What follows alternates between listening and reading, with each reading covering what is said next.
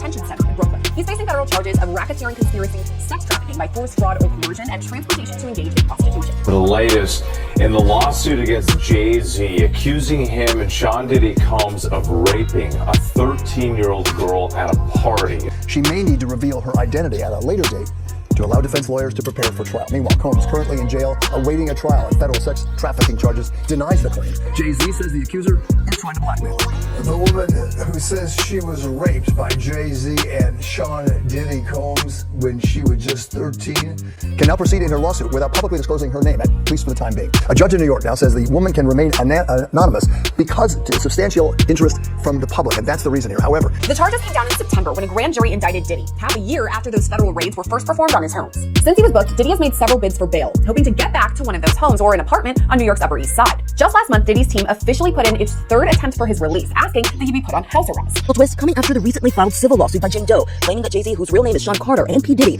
drugged and raped a 13-year-old at the MTV Music Awards in 2000 while an unnamed celebrity watched. Jay-Z has vehemently denied all the allegations, putting out this statement 2 weeks ago, writing in part, "This is a blackmail attempt." This morning, a legal victory for the woman who is suing Jay-Z for allegedly raping her when she was 13. A federal judge ruling the woman can proceed with the case while remaining anonymous, at least for now. But the judge also chastising the lawyers representing Jay-Z, accusing them of trying to fast-track the judicial process by repeatedly filing motions to reveal the identity of the Jane Doe to have the case dismissed. The judge, writing in a 5-page brief, that the Carter's lawyers' relentless filing of combative motions containing inflammatory language and ad hominem attacks is inappropriate, a waste of judicial resources, and a tactic unlikely to benefit his client. The court will not fast-track the judicial process merely because the counsel demands it. Wicked warning: from the moment this case was filed, Jay-Z's legal team fought to get it dismissed, arguing that the woman accusing him must reveal her name. But this morning, a judge ruling she doesn't have to, at least for now. The judge also had some sharp words for his lawyers, calling them out for their aggressive filings and personal attacks, and asking them to tone it down.